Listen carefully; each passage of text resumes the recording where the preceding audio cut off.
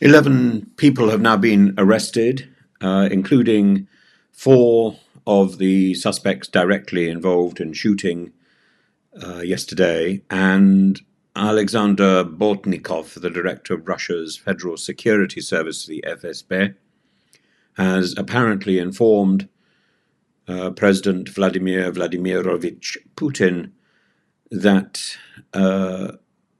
his case is moving forward with respect to the Crocus City Hall, and 93 people so far have died. It's a significant increase in the amount that in the number of people who had died, who were said to have died earlier this morning.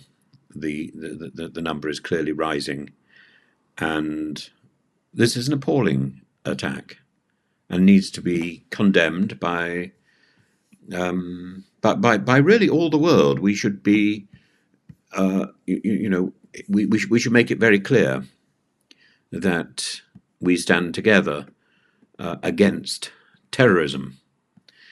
The crowd of people who were fleeing the Crocus City Hall were shot at as they fled, and it wasn't just the people inside that particular concert hall.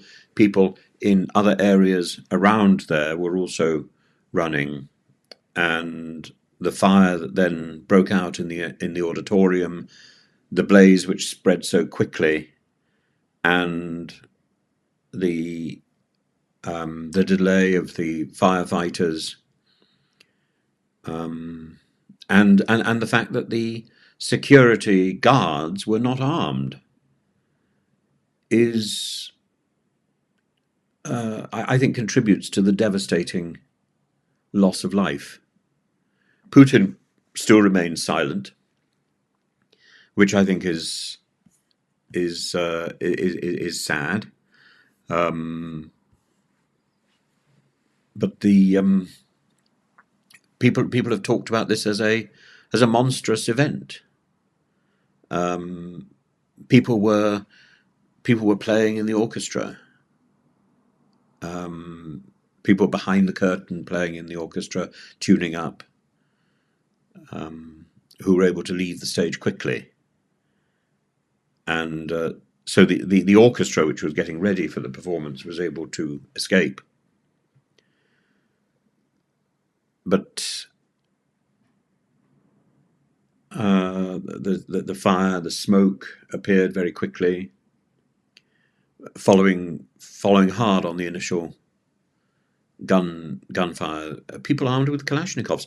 Well, the problem with modern Russia now is there are so many weapons out there. There are so many weapons in private hands, and that's partly a result of the private brigades, like the Prigozhin Brigade, and this testosterone-driven assault on a neighboring country.